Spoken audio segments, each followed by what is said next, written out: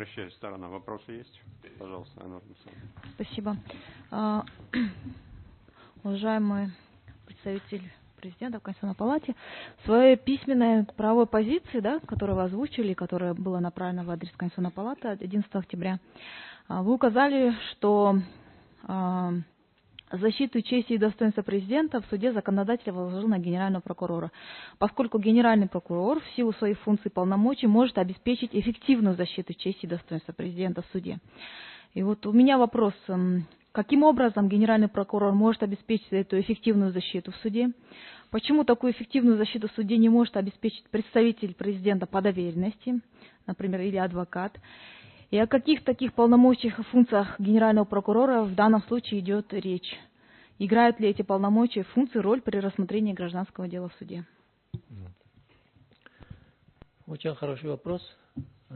Значит, по своей функции, как вы указали, да, Генеральная прокуратура надзирает над законами, да, значит, право на защиту чести и достоинства тоже затрагивает права личности, то есть права и на защиту чести и достоинства президента. А в нашем государстве, значит, прокуратура является именно таким органом, который надзирает над законами. И в этой связи законодатель очень правильно поступил, значит, возложил на этот орган, а не какой-либо другой орган, или министерство, или там, как вы говорите, вот, представители. У каждого свои функции. Поэтому законодатель правильно поступил в этом вопросе. Пожалуйста, следующий вопрос. Следующий вопрос. Аппарат президента Кыргызской республики, согласно положению, является государственным органом, непосредственно подчиненным президенту, обеспечивающим его деятельность по реализации полномочий, установленных Конституцией, является, осуществляет функции аналитические, правовые, протокольные, организационные. Почему честь, достоинство президента не может защищать аппарат президента Кыргызской республики в данном случае? Тоже хороший вопрос. Значит, как вы указали, значит, аппарат президента помогает в реализации полномочий президента. Вот вы сами ответили. А честь и достоинство — это не полномочия президента. Поэтому другой орган, значит, этим занимается. Пожалуйста, следующий вопрос. Нет больше Вопросов вопросов? нет. Пожалуйста. Скажите, пожалуйста, вот в данной норме, вот воспариваемой, есть досудебное урегулирование. Оно, как вы считаете, не идет вразрез, да, вот, в связи с данной действующей Конституцией?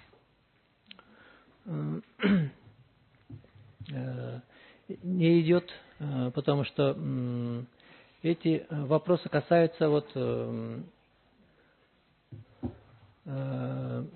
Гражданского процессуального кодекса, вопросы гражданского судопроизводства. Значит, этот вопрос должен регулировать законодатель, а не предмет конституционного судопроизводства. Это такой вопрос. Вот вы в курсе, да, что вот позиция Генеральной прокуратуры по вот 5 искам экс-президента Атамбаева по защите чести и достоинства, позиция Генеральной прокуратуры именно по этой норме была такова, что она утратила силу, и они не могут ее исполнять.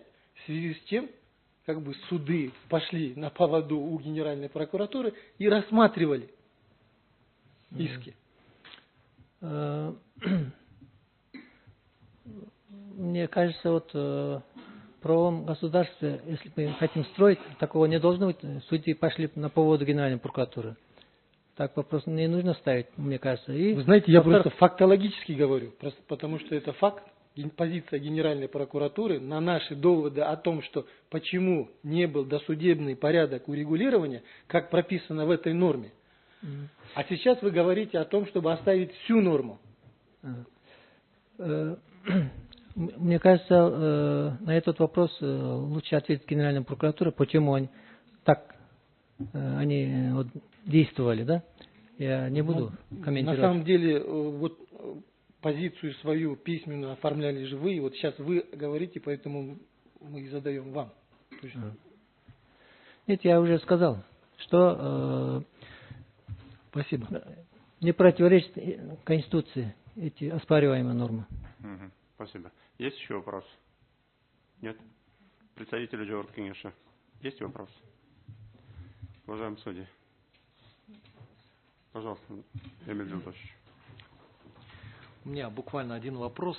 Вообще, автономия воли должна соблюдаться в данном случае вообще по предмету регулирования вот этой оспариваемой нормы?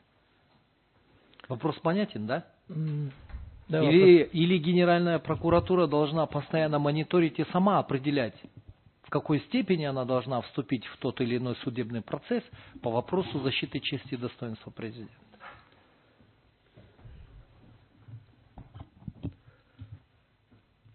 Ну, в данном случае вот законодатель поступил так, что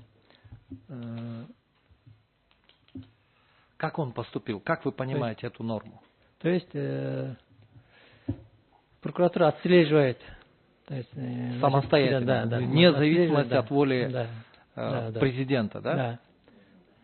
И сам определяет, так? Да. Вот Ну, в данном случае я вас спрашиваю, вас как представителя президента, да? Ваше мнение, да? Потому что, и это неспроста, потому что в вашем выступлении вы очень четко отметили, что это нравственная категория, что в данном случае речь идет о нравственном вреде личности, которая занимает эту должность. И он тоже подвержен вот таким вот влияниям, да, такого вот характера, да? Эмоциональным переживаниям. То есть вы именно эти вещи сказали. Поэтому я у вас и спрашиваю. Дело не в том, что вот сейчас законодатель вот таким образом поступил. Я вас спрашиваю ваше мнение, да? В данном случае, исходя из вашей позиции, которая формируется. Автономия воли должна соблюдаться здесь или нет при регулировании этого вопроса?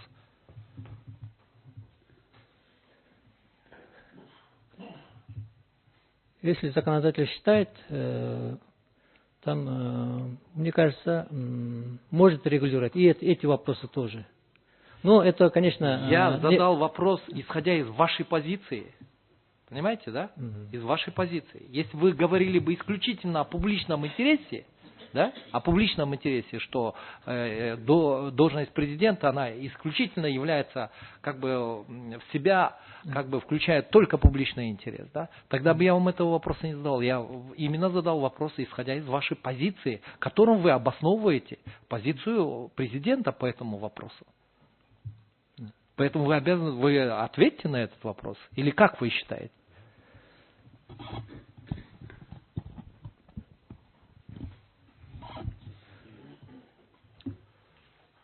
Вопрос о диспозитивности идет этого права, Нурбек Атеевич. Вопрос о диспозитивности. В целом и Гражданский кодекс, и Гражданско-процессуальный кодекс во многих случаях рассматривается с точки зрения диспозитивности. И в данном случае, если нет выражения воли президента, может ли генеральный прокурор по своей инициативе инициировать иски? Вопрос в этом состоит.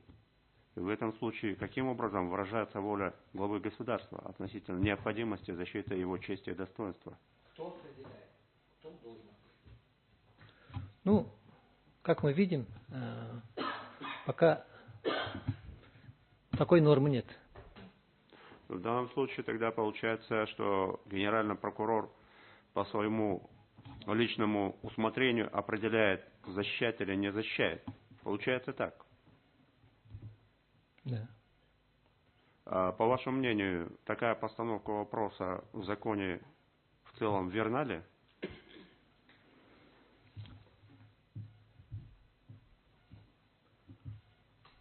Ну, у меня нет ответа на это.